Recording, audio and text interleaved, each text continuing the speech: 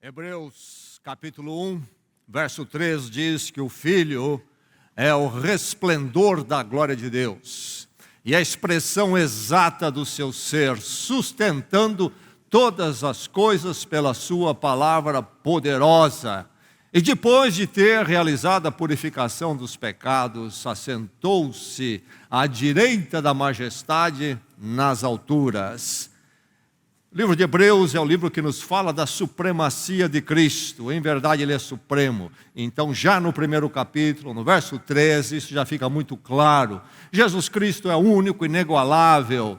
Não precisamos de mais ninguém ou nada quando nós encontramos a Jesus Cristo. Ele é pleno, Ele é suficiente. A supremacia de Cristo é a grande mensagem do livro de Hebreus. Vamos continuar sendo abençoados por este livro. Já estamos no finalmente do livro que é um sermão que o autor enviou a igrejas que se encontravam em casas, algumas igrejas, e que é um sermão, mas como ele envia também no formato de uma carta no encerramento. No encerramento reflete bem a carta que ele escreve como um sermão. Vamos ao verso 24 no capítulo 13. Hebreus 13, 24 é o nosso texto nesta manhã, então já nos finalmente desta carta, que porta um grande sermão sobre a supremacia de Cristo. Nós vamos ler a palavra de Deus agora, que a palavra de Deus encontre seu coração aberto, que a palavra de Deus edifique toda a igreja do Senhor aqui nesta manhã. Ouçamos a palavra, Hebreus 13, 24. Saúdem a todos os seus líderes e a todos os santos. Os da Itália lhes enviam saudações.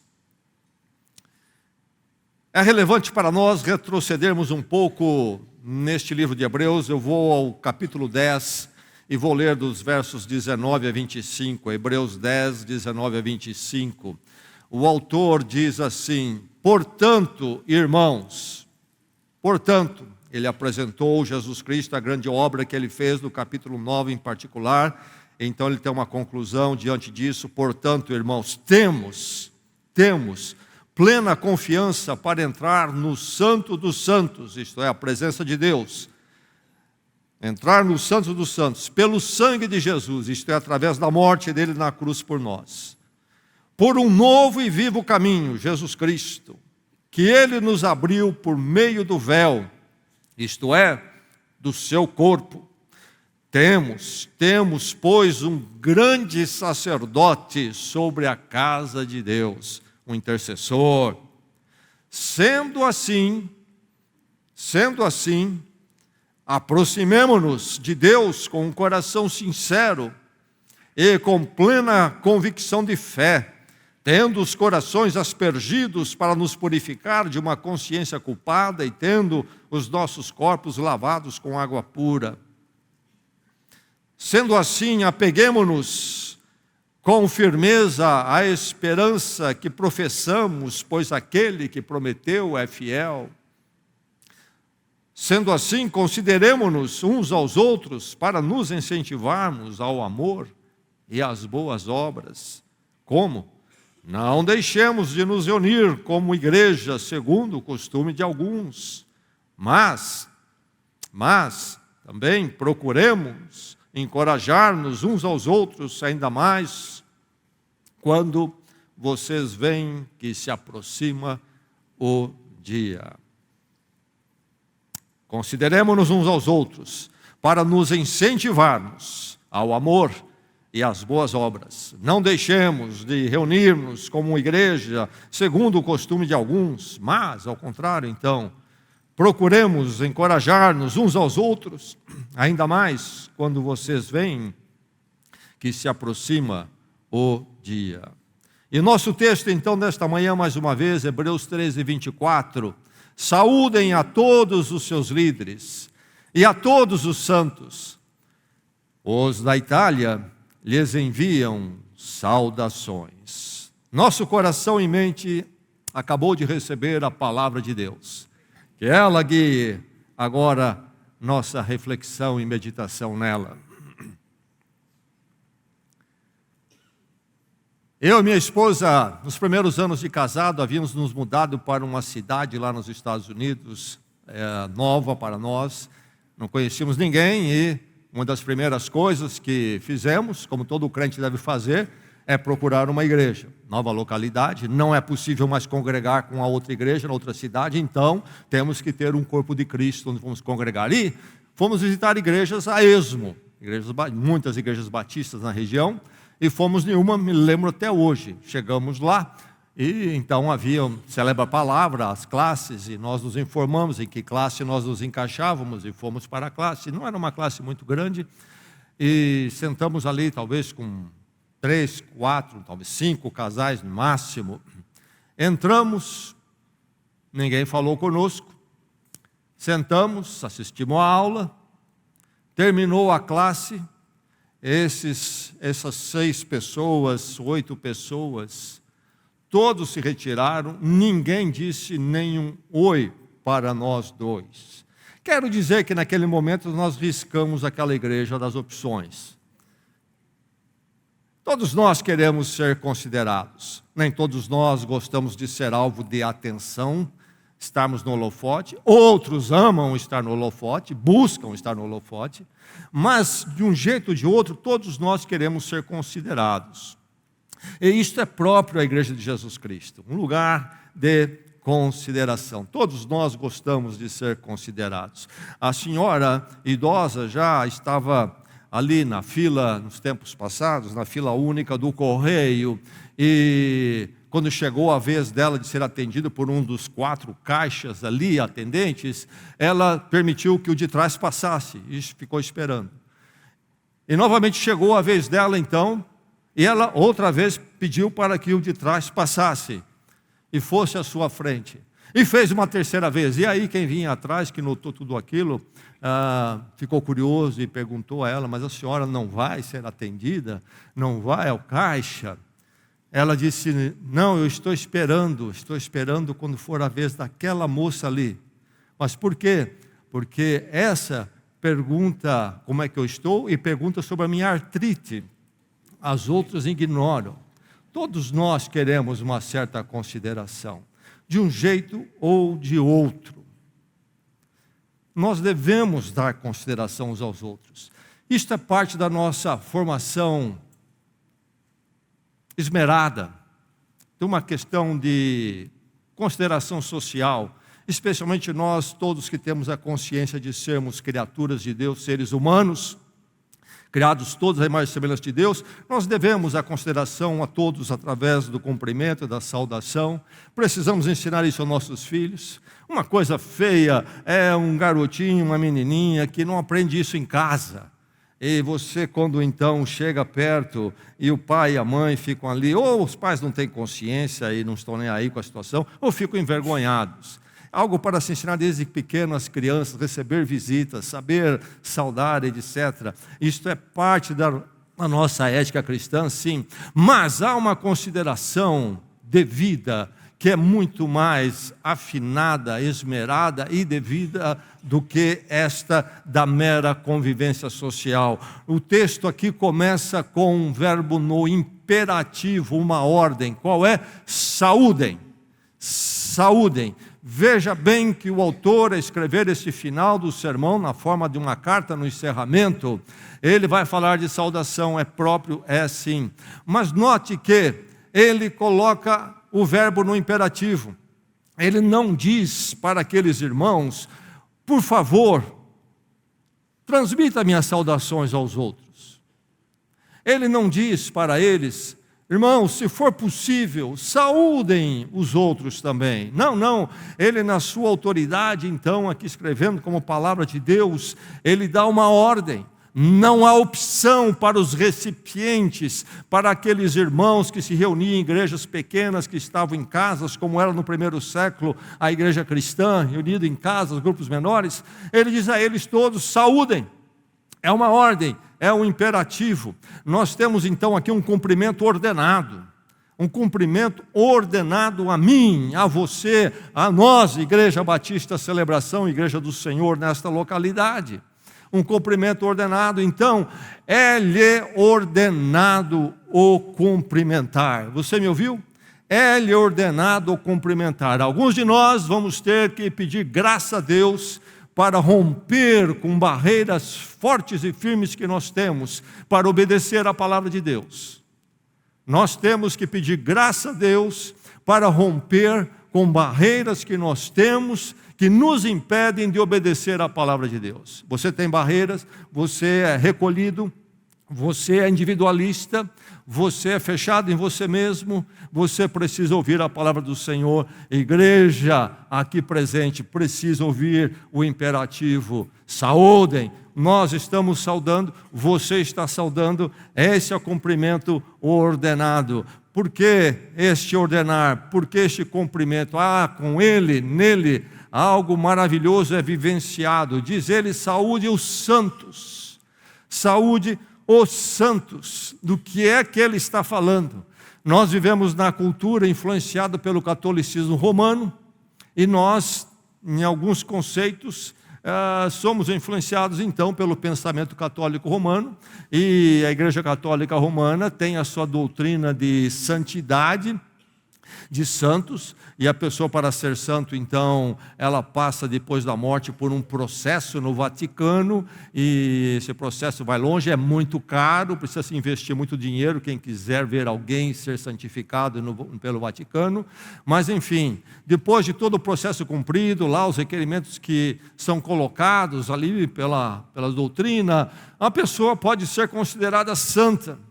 E aí nós temos aquela ideia popular, inclusive, influenciada pelo catolicismo, de santidade, que não é a ideia das Escrituras, do Novo Testamento, do ensino apostólico. Não é esse o conceito. Saúdem os santos. De quem que ele está falando? Seriam, talvez, ali havia igreja, não é? Uma catedral, então tem umas estátuas de santos, a gente tem que ir lá dizer bom dia, boa tarde para cada um deles. Não, não é isto, não é isto. Quem são os santos nas Escrituras Sagradas? Os santos são aqueles que tiveram um encontro com Deus através do Jesus Cristo, crucificado e ressurreto. Isto é, pessoas que, caindo em si, reconhecendo o seu rompimento com Deus, a sua distância de Deus. Não estamos falando de uma fezinha em Deus que todo mundo tem, não é essa não, é uma outra, é aquela quando nós temos naquele momento da nossa vida que entendemos que somos pecadores, que nós podemos ser socialmente muito bem aprovados, mas sabemos dos nossos caminhos íntimos e até exteriores, e sabemos que Deus sabe, aquilo vem como um peso sobre nós, e nós não resistimos a não ser dizer: ó Deus, que a graça de Cristo na cruz, quando Ele paga a minha culpa pelos meus pecados, que ela caia sobre mim e venha sobre mim o seu perdão. Estamos falando destes que passaram ali pela experiência da cruz, do Cristo crucificado, e ali então pela fé dizem: Cristo morreu a minha morte, eu morri com Ele ali, morri para a vida rompida com Deus, para a vida guiada pelos caminhos do mundo e dos meus próprios pensamentos, e então ali nasce para uma nova vida, com Cristo ressurreto, uma vida onde agora o alvo, o destino é fazer a vontade de Deus e obedecê-lo e aprender com Ele dia após dia, uma nova direção, um novo nascimento, ser uma nova criatura. Então, quem são os santos? São esses, são aqueles que estão perfeitos? Não, aqueles que confiaram na perfeição e no sacrifício perfeito de Jesus Cristo, e se cobriram com isso. Cristo é a justificação deles diante de Deus. Mas agora, eles entram num processo, quem está em Cristo entra num processo de santificação, não realizado num escritório, numa administração central religiosa, de alguma igreja, de alguma denominação, não, mas no seu coração, andando com Deus. Deus vai trabalhando agora nas nossas vidas, quando estamos em Cristo, quando nós somos santos. Qual é o sentido, o significado da palavra santo? Na língua original, no Novo Testamento, a palavra santo quer dizer separado, separado. Isto é, eu vivia pela minha própria mentalidade moldada pelo mundo. Talvez uma fezinha em Deus para quebrar o galho, mas realmente eu fazia a vontade minha e do mundo.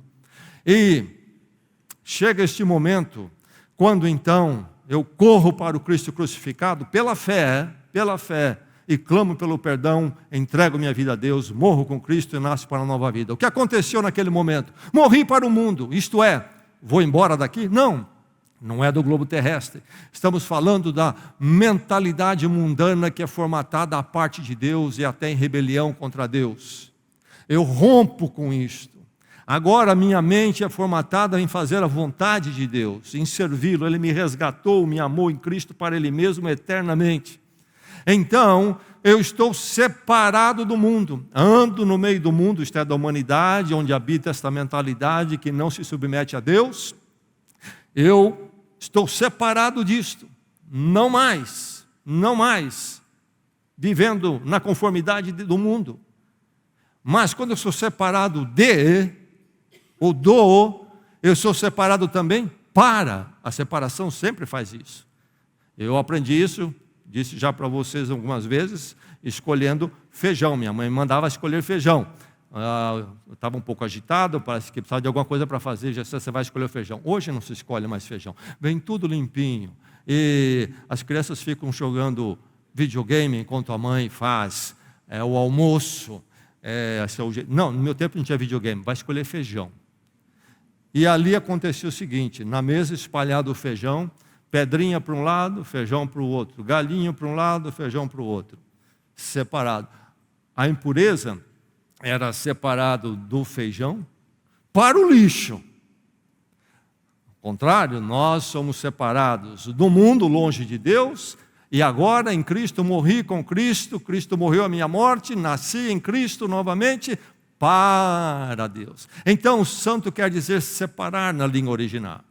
Ser separado do mundo em Cristo para ser separado para Deus, viver com Deus e conforme a vontade de Deus, aprendendo dele cada dia nas minhas fraquezas e lutas. Conceitos santos, então, nas Escrituras, por isso que ele escreve saúde a todos os santos, está falando saúde à irmandade, à fraternidade em Cristo, saúde à igreja, aos santos, isto é, vivencie esta exclusividade. Quem são os santos? Um grupo exclusivo. Não é todo mundo. Eu cumprimento o meu vizinho se encontro com ele. Eu cumprimento meus colegas de trabalho todos os dias, certamente. Isto é devido também, sim. Mas há um outro cumprimento e saudação que pertence a um grupo muito exclusivo, os santos, aqueles que tiveram um encontro com Deus em Cristo e foram transformados e resgatados para Deus, e a vida toda foi impactada por isso. Os santos. É você um santo? Certamente há muitos aqui nesta manhã que passaram pela cruz, foram transformados, e então a nós, os santos, que pertencemos a essa exclusividade, que sei que o meu vizinho não pertence, sei que meus colegas de trabalho não pertencem, sei que muitos dos meus parentes não pertencem, nós pertencemos a uma exclusividade. O cumprimentar ordenado aqui é aos santos. Se nós devemos aprender e ensinar o cumprimento social, há um outro distinto, que é esse que nós praticamos como os santos. E nós então entendemos esta condição definida da Igreja de Jesus Cristo, dos discípulos de Jesus Cristo. Nós fomos resgatados pela graça de Deus e estamos em paz com Deus. Uma das formas que nós usamos para reconhecer isto é a nossa saudação, graça e paz. Quando nós introduzimos os cultos, graça e paz. Graça e paz. O crente pode saudar com paz apenas, pode, com graça também, sim. Mas o cumprimento mais completo que encontramos no Novo Testamento são as duas coisas, graça e paz. Primeiro, que o favor de Deus esteja sobre você. Sim, que favor é este? Favor imerecido. Cristo morreu a minha morte, e então a graça de Deus está sobre mim. Apesar de quem eu sou, Ele me resgatou para Ele mesmo, perdoou-me em Cristo crucificado. É graça, favor concedido.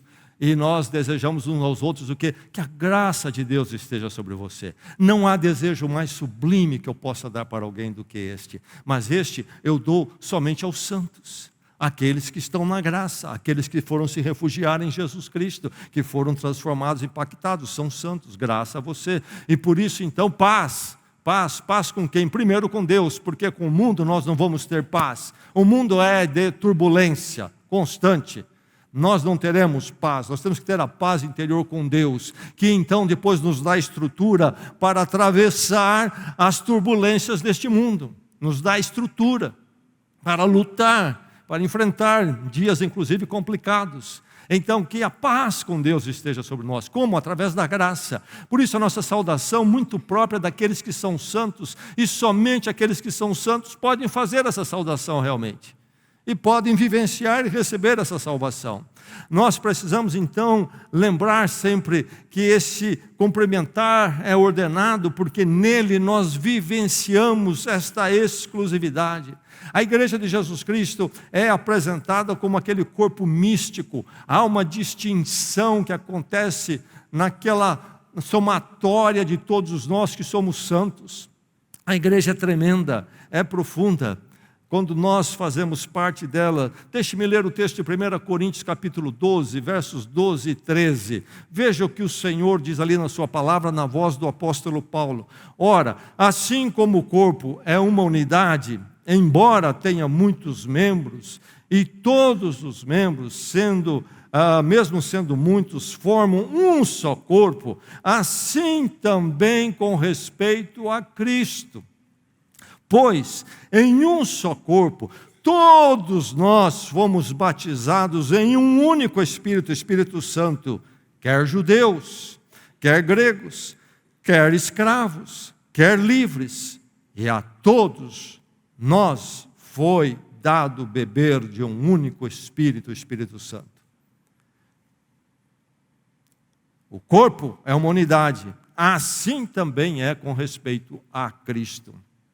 Quando eu e você obedecemos a palavra, praticamos a palavra, saúde uns aos outros, nós estamos vivenciando essa exclusividade, fomentando essa exclusividade, mantendo essa exclusividade em dinâmica, em vida, em nós e nos outros e na nossa comunhão. Que o Senhor então firme bem você nesta vivenciar, lembrando que nós estamos entre os santos. Agora, nós temos muitas vezes razões para não saudar o outro. Ele é um pouco inconveniente. Sim, há santos inconvenientes. Deus precisa trabalhar na vida deles ainda. Você está conversando com um, vem aquele do lado interrompendo a conversa, que está conversando com um, não sabe esperar você terminar, não é? Vem com uma pergunta que não é hora para fazer agora aqui. Não é hora. Alguém pertence a um ramo de profissão, talvez um engenheiro. Eu tenho um problema na minha casa. Deixa eu aproveitar no fim da igreja para fazer uma consultinha grátis com ele lá. Como é que eu arrumo meu telhado? Marca uma hora. Não é aqui. Enfim, tem uns inconvenientes. Tem aquele que eu não gosto porque ele tem um gracejo sem graça. E aquilo me irrita. Então eu procuro fugir dele também. E aquele outro ali, ele tem umas ideias em relação a um trabalho e profissão que eu também não me afino muito com ele. Enfim, eu vou escolhendo igual eu escolhia feijão, esse não, esse não, esse não, esse não.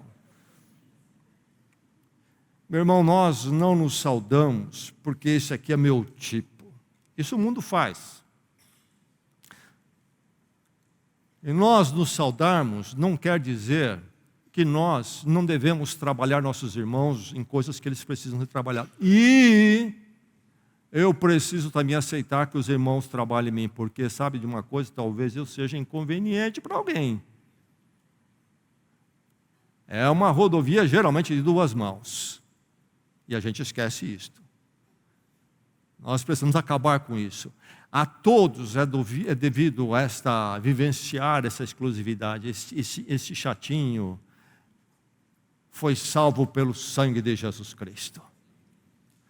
E deixe-me dizer algo para vocês. francamente. Eu tenho total consciência disso. Meus irmãos, há tanta ponta em meu ser que Cristo precisa cortar ainda. Precisa podar, precisa trabalhar em mim. Ainda não sou um camarada pleno naquilo que Deus tem para mim. Mas eu quero dar uma grande notícia para vocês. Vocês precisam ver o que Deus já fez na minha vida. Eu não sou ainda aquilo que haverei de ser. Mas deixe-me dizer que eu já estou muito longe daquilo que eu fui. Esse chatinho, meu irmão, você precisa ter visto ele antes de encontrar Cristo. Você precisava ter visto ele no começo da vida cristã. Mas a maravilha disso é que é verdade sobre você também. Sobre você também. Razões para não saudar. Precisamos entender de forma mais ampla. É o meu irmão em Cristo Jesus. Então ele pode vir com seus defeitos e me atropelar? Não, eu vou exortá-lo quando é preciso. Vou, francamente. Mas isto não me impede de reconhecê-lo em Cristo. Saúdem, então, os santos. Você tem saudado os santos, meu irmão? É importante, é necessário, sim, mas é ordenado que você cumprimente, vivenciando essa exclusividade. E aí, vamos lembrar o verbo mais uma vez, saúdem, saúdem. Este ato, quando nós estabelecemos visivelmente uma ponte entre nós. Nós temos nossa individualidade, mas somos um corpo de Cristo, corpo místico, bebemos de um mesmo Espírito, num Espírito em Cristo somos um corpo. E aí nós temos uma forma concreta de manifestar isso, que é o saudar. Por isso, saúdem. É a grande expressão da fraternidade em Cristo. Quando você olha a vida militar, eles têm a saudação deles, a continência, reconhecendo-se uns aos outros através de um tipo de cumprimento. Você olha certas organizações aí, um tanto esotéricas até, como maçonaria, eles têm lá uns cumprimentos deles também combinados para se identificar uns com os outros. A Igreja de Jesus Cristo também se cumprimenta na sua própria marca, sua forma. É uma forma humana de nos reconhecermos uns aos outros. E é interessante olhar que todas as culturas têm suas formas de saudação. Varia um pouco de uma para outra, não é verdade? Se você for ao Japão, pelo que eu entendo, é uma questão da coluna vertebral. É mais ou menos aqui. E se você for à Índia, 2 mãos juntas. Se você for ao Oriente Médio, ao leste europeu, mesmo entre os homens, é um beijo no rosto, ou mais de um. Enfim, há formas diferentes. Nossa, o brasileiro é um aperto de mão e muitas vezes um abraço. Americano é mais um aperto de mão. É mais para cá. O brasileiro gosta de abraçar.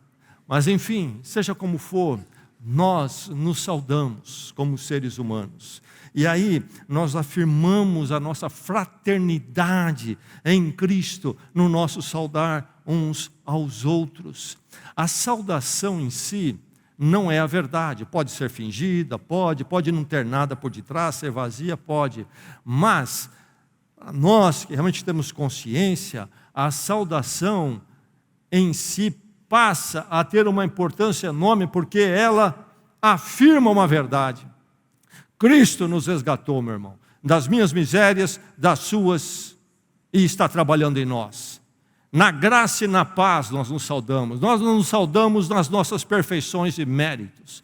Nós nos saudamos na graça e na paz do Senhor Jesus Cristo. Porque eu precisei dessa graça. E você precisou dessa graça para se tornar uns dos santos, o corpo místico em Cristo Jesus.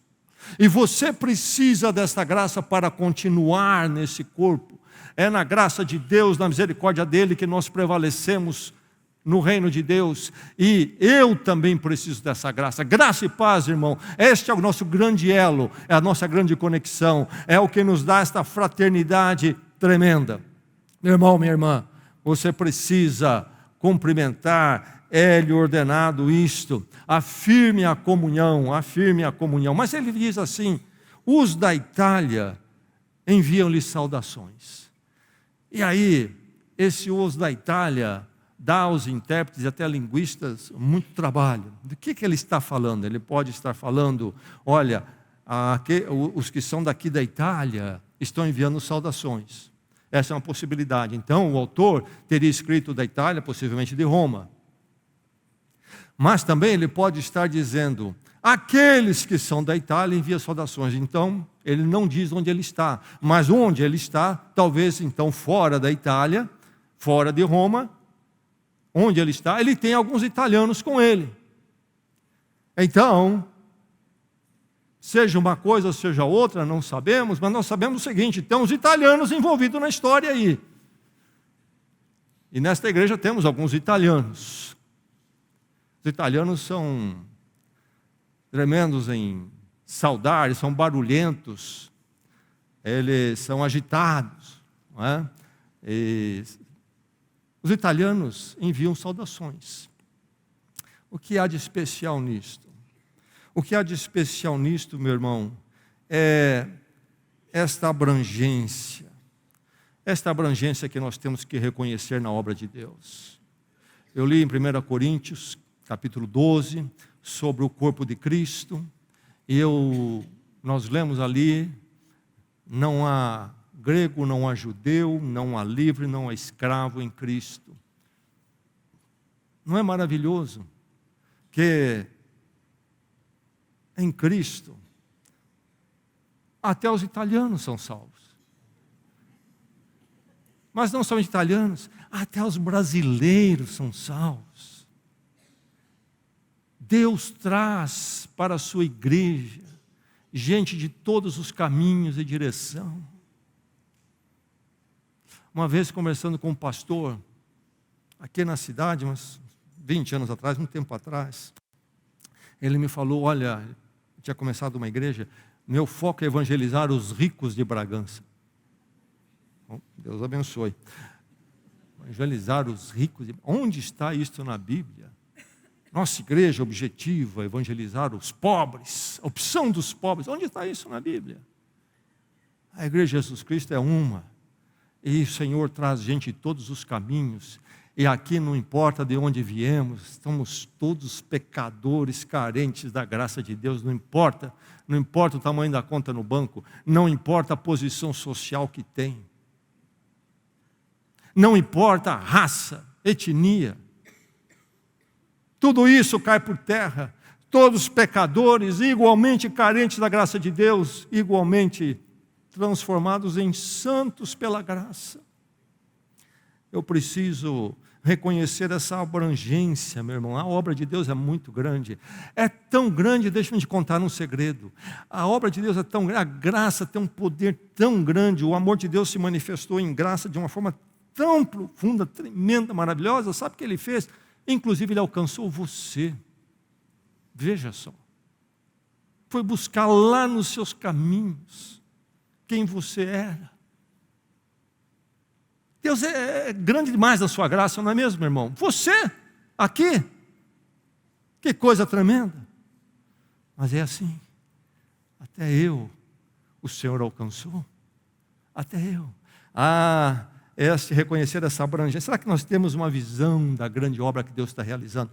Deixe-me dizer rapidamente aqui, qual é a visão da obra de Deus que nós não temos. Nós pensamos assim, muito individualista. Olha, então Deus me salvou, encontrei... Meu irmão, é o seguinte, Deus criou a humanidade caiu, deu as costas a Deus e disse, nós vamos fazer nosso próprio caminho. Começa com Adão, com Eva, Adão, comendo do fruto, e a tentação, vocês serão como Deus, então não mais vão ficar debaixo de Deus, vocês vão construir suas opções, e daí por diante... E desde então nós temos uma humanidade caída. O diabo levou a humanidade para longe de Deus. A criação de Deus deu as costas para Deus. Quando Deus começa lá no Gênesis já a prometer, já a Adão e Eva, um novo dia.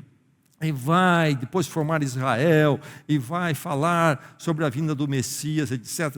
Essa história toda é Deus, no seu projeto, resgatando a humanidade caída, o projeto da humanidade. E em Cristo, então, Ele vai formar a nova humanidade, reconciliada com Ele, resgatando esta obra perdida. E a nova humanidade agora sendo realizada. Esta obra abrangente, meu irmão, não é só uma questão, me salvou a mim. Deus está fazendo muito mais, está me colocando numa grande obra. O povo dele, o novo povo dele. É isso que 2 Coríntios 5,17 está querendo dizer quando diz: se alguém está em Cristo, é nova criatura. E a tradução mais literal ali é o seguinte: se alguém está em Cristo, é nova criação. É parte desta nova criação que Deus está fazendo. Por isso, para fazer parte do reino de Deus, eu tenho que nascer de novo, segundo as palavras de Jesus Cristo. O que é que Jesus diz lá no Evangelho de João, capítulo 3, quando ele conversa com Nicodemos? Nicodemos é um homem importante em Jerusalém, ele é também um homem que faz parte da liderança religiosa de Jerusalém, e este homem todo religioso, cheio de regras morais, vem para conversar com Jesus, e Jesus olha para ele, em toda a sua perfeição moral e religiosa diante da sociedade, e diz para ele o quê? Nicodemos, se você não nascer de novo, você não pode ver o reino de Deus. Não há ninguém perfeito em si mesmo para merecer o reino de Deus. É preciso nascer de novo. Nós temos que nascer no reino de Deus. Isto através de Cristo ter morrido a minha morte, eu morrido com Ele. E renascido agora nele para uma nova vida. E aí Deus coloca-nos nesse grande projeto da nova criação. Essa criação que então vai estar com Ele para sempre até na eternidade. É preciso reconhecer esta abrangência. É-lhe ordenado, meu irmão, cumprimentar. Você tem cumprimentado, vivenciado essa exclusividade ou não? Você nem notou isto aí? Este corpo que se tornou santo através de Jesus Cristo. Você tem afirmado a comunhão. Você então faz questão de afirmar esta comunhão um com o outro. Você reconhece a abrangência? Como Deus está alcançando até os da Itália, até eu, o Senhor alcança. Não tem fronteiras para a obra de Deus, o que Ele está fazendo. Meu irmão, você precisa, minha irmã, você precisa cumprimentar. É ordenado, porque diz aqui: saúdem a todos os seus líderes e a todos os santos. A todos os seus líderes e a todos os santos. É preciso cumprimentar para considerar a unidade. Você percebe que ele 2 vezes aqui usa a palavra todos. Todos. Eu ainda até hoje estou procurando uma boa definição para todos. E geralmente quando eu pergunto para alguém para me ajudar, me diz aí o que é todos, o que significa todos? A pessoa responde para mim, sabe o quê? Todos. Talvez você possa me ajudar com uma palavra melhor. Mas todos é todos. Todos os líderes e alguns dos santos, todos os santos. Essa totalidade que compõe o corpo de Cristo. Ele escreve para igrejas pequenas na época, então, como era no primeiro século, geralmente se reunindo em casas. A igreja não tinha prédio, só lá para o 2º século depois de Cristo é que vai acontecer o primeiro prédio de uma igreja. E ele envia essa carta para essas regiões, ou para essa região onde estavam essas igrejas. E então, não sabemos se isso aqui implica que havia algumas distanciar entre as igrejas ou entre os irmãos, e até com as lideranças, e ele está querendo arrumar esse problema aí. Ou se não, é apenas uma questão da distância geográfica, então ia chegar a uma igreja esta carta, e como é que ia se saudar a outra, etc.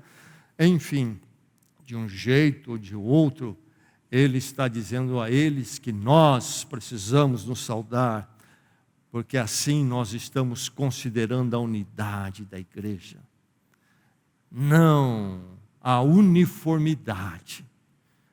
Eu quero uma igreja onde todos sejam iguais a mim, principalmente perfeitos como eu. Há muita gente defeituosa nessa igreja. Eu quero uma igreja perfeita como eu. Meu irmão, se você encontrar essa, você me chama que eu vou lá com você. Não existe uniformidade. Existe a unidade em Cristo. Só isto. E isso é tudo. Não precisamos mais nada. Precisamos considerar a unidade. Quando nós nos saudamos a todos, É verdade que conforme o grupo cresce, mesmo esses irmãos aqui talvez não conseguiriam saudar a todos, mas nós temos que estar aberto à saudação de todos e formar uma corrente que entrelaça todos em unidade. Sabe, uma corrente tem os elos, nós podemos fazer parte de um elo. Talvez na minha limitação humana, geográfica, eu vou conseguir cumprimentar 5, 10. Mas desse grupo que forma um elo, nós nos cumprimentamos, um deles vai cumprimentar outros 5, 10, e o outros 5, 10. E a gente forma uma grande corrente, a unidade é estabelecida. De elo em elo, a corrente se torna uma e inquebrável. É assim, nós precisamos saudar a todos, e aqui ele diz inclusive aos líderes. Não sabemos a razão exata por que ele diz isto, mas não há separação, saudamos a todos os líderes e a todos os santos. Precisamos ter essa visão do todo que Cristo está formando, e não perdermos esta visão muito clara, essa extensão, essa unidade em Cristo. Cristo orou sobre isto. Cristo pediu que nós fôssemos um na sua oração em João 17. Que eles sejam um, diz ele a Deus. E eu e você não podemos do lado de cá, enquanto Jesus ora, sejam um, estamos batalhando para não sermos um. Perdemos o conceito da unidade. Eu sou aquele que contribuo para que a oração de Jesus Cristo não se cumpra no nosso meio.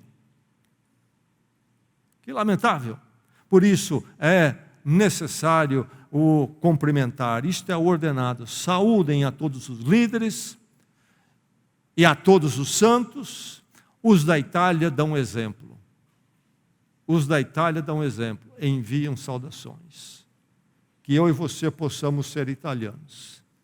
E sermos então aqueles do exemplo. Começa comigo. Os da Itália podiam ficar muito quietinho. Você está escrevendo para eles lá? Muito bom, que bom você escrever para eles. Não. Inclui lá que nós lembramos dele, pensamos dele, enviamos a saudação, graça e paz para eles. Que Deus nos torne assim. As igrejas podem cair em duas categorias. Há aquelas igrejas que são chamadas igrejas frias. Eu contei o exemplo de uma igreja que eu e minha esposa visitamos. Como era frio? Um pregador disse uma vez, não é? Tem igreja que é tão fria, você entra nela, você sai com gripe de lá. Não é frio que é, uma gripe espiritual. Precisamos lembrar que igrejas frias é igrejas que estão longe de Cristo. Porque quando está em Cristo nós somos quentes. Jamais uma igreja pode ser fria. Mas as igrejas que não são frias, são quentes. Mas precisamos tomar cuidado. Elas, você chega, você percebe. Elas são alegrinhas. Elas são relacionais. E lá tem até às vezes um negócio, você chegou, ele já fala, você pode ajudar a gente aqui? Nem sabe de onde veio, se a gente realmente é crente de verdade ou não. Já põe para fazer um negócio lá. É um jeito de amarrar as pessoas. E você fica todo contentinho ali. Mas é uma igreja alegrinha. Apenas num agitar social e até em mexer um pouquinho com o ego das pessoas que querem esse tipo de reconhecimento social. É preciso ir mais profundamente àquilo que deve nos levar a ser uma igreja relacional, uma igreja crente. Isto é, sermos relacionais em Cristo. Não apenas fomentarmos um relacional e uma alegriazinha social, mas termos aquela preocupação, este cumprimentar ordenado em nós, onde nós realmente expressamos que nós em Cristo nos reconhecemos, nos saudamos, e isto é verdadeiro, não é um mero agito social. Nós, como igreja, deixe-me dizer que quando cheguei à igreja de Bragança, e naquela época nós nos reuníamos, foi no culto da manhã, tínhamos 40 pessoas no culto da manhã. Comecei a estudar a igreja. E aí chamei a liderança que existia na época para, junto comigo, começarmos a refletir sobre a igreja. Logo percebi que tinha problemas ali difíceis que precisavam ser vencidos. E eu estava pensando nisso, refletindo nisso e desafiei então a começar com a liderança, refletir sobre a igreja em si mesmo. E nós criamos um grupo então, a liderança, que nós chamamos a Comissão do Sonho. Nós vamos sonhar. Quem nós somos, quem nós gostaríamos de ser e daí por diante. Então começamos primeiro pensando sobre quem nós éramos. E um dos problemas que eu percebi é que ainda que era um grupo pequeno, era um grupo carente da expressão deste verso, da comunhão. Era um grupo carente. Era uma igreja fria, na minha visão. Temos aqui, eu creio que uns 4, 5 remanescentes, talvez daquela época, e se eles pensam diferente, eu peço perdão, nunca fiz isto, mas a verdade é que quando eu sentei com o grupo e conversei, eles reconheceram mesmo que era uma igreja fraca comunhão. Eu me lembro que tinha uma família, veja só, uma igreja de 40 e poucas pessoas, num culto, por exemplo, tinha uma família que chegava em cima da hora quando o culto começava, e sentavam todos no último banco, salão pequeno, último banco. E quando o culto terminava, eles levantavam e já perto da porta fugiam, e se o culto demorasse 5 minutos a mais, eles saíam antes.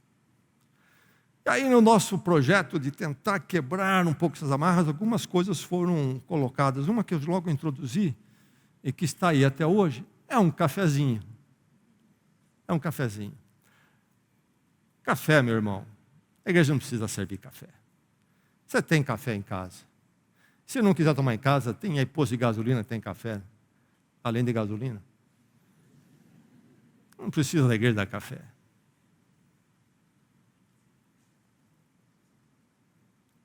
Lá no Rio Grande do Sul, tem o chimarrão. O que é isso? Não é o café. Não é o café. O cafezinho, a expressão, eu não gosto muito de cafezinho. Nunca fui um apreciador do cafezinho da tarde. Quando eu trabalhava em empregos, tinha aquela hora do café no meio da tarde, e lá vinha sempre a pessoa que servia o café. E aí era um agito, todo mundo levantava da sua escrivaninha, café, do café, bater um papo. E eu também levantava café, só que eu não tomava café. Porque não era o café. Se eu não fosse, eu já ia ser visto como quem? Esse não quer nada com a gente. Esse não quer nada com a gente. É preciso tomar o café. E às vezes tomei. É o rito de iniciação e de permanecer no grupo. Bem, aí nós servimos o café de manhã. Igreja pequena. Está o café lá. E eu estou perto da mesa do café, era uma porta só de saída, estão todos saindo, e eu convidando ali, tome um cafezinho. E aí passou, então, o chefe dessa família, que se isolava do grupo. Meu irmão, toma um cafezinho com a gente. Café eu tomo em casa. E foi embora. Não é o café. Não é o café. Aí eu pensei, como Deus precisa agir aqui tanto, se essa igreja tem algum futuro. E aí foi nessa programação dos sonhos que nós, inclusive, visando isso, introduzimos este sistema que hoje nós chamamos de grupos de conexão. Conexão, para nos estreitarmos. Quanto mais a igreja cresce, mais ela precisa desses elos para formar a corrente. Você faz parte do grupo Conexão, meu irmão? Ah, não, eu quero ficar de fora, quero ficar longe desse negócio. Eu gosto de ir na igreja lá ver aquele programa bonito, mas não me chama para aproximar. Meu irmão, que Deus trabalhe o seu coração. O ministério de conexão é fundamental para essa igreja não se tornar uma igreja fria. É uma ferramenta. É a única. Poderia ser sem? Poderia. Mas é uma que nós encontramos e que é muito útil. Não devemos desprezá-la. Conexão, conexão. Oh, a igreja de Jesus Cristo. É ordenado cumprimentar esta unidade que temos que considerar. 1773, século XVIII, na cidade de Wainsgate, lá na Inglaterra, não nos Estados Unidos, em Inglaterra. Havia a igreja batista ali, e o pastor chamava-se John Fawcett. A igreja era sofrida, pequena, ele fez um ótimo ministério, a igreja cresceu, inclusive tiveram que colocar no mezanino, para caber um pouquinho mais de gente ali. Mas por causa do seu trabalho bem feito, ele ficou conhecido. Uma igreja em Londres convidou para participar algumas vezes lá, ele foi.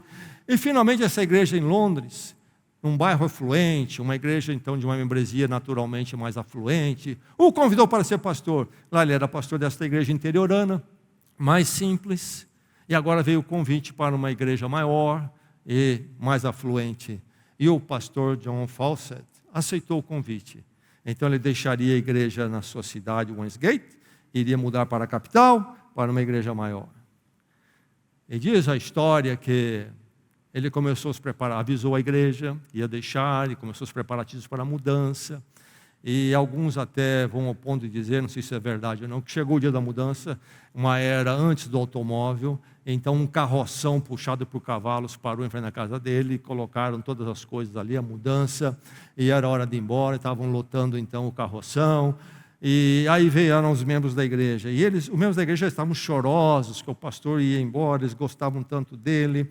E agora chegou lá o dia, lá os 2 dias, carregando o carroção, a mudança, e um grupo de irmãos cercou e começou a pedir que ele ficasse, e foi um choro ali. A esposa, chamada Mary, falou com o esposo, o pastor John Fawcett: eu não aguento esse choro e essa tristeza toda. E o pastor falou para ela: eu também não aguento. Nós vamos ficar. E começou a descarregar o carroção. E aí, ele era um poeta e músico, ele compõe um hino que nós já não cantamos mais, mas que foi cantado por muitos anos nas igrejas, e em algumas ainda se cantam. O que é que esse hino diz? Benditos laços são os do fraterno amor, que nesta santa comunhão nos une ao Senhor. Aqui tudo é comum, o rir e o prantear. Em Cristo somos todos um, no prazer e no lidar. E o último verso diz: se desta santa união nós vamos nos separar, no céu eterna comunhão haveremos de gozar. Que o Senhor nos torne uma igreja quente e crente, e uma igreja, então, que sabe que é seu dever o saudar aos seus irmãos, mas que isso seja expressão de uma vida mais profunda em Cristo, em nós e em todos nós. Vamos orar.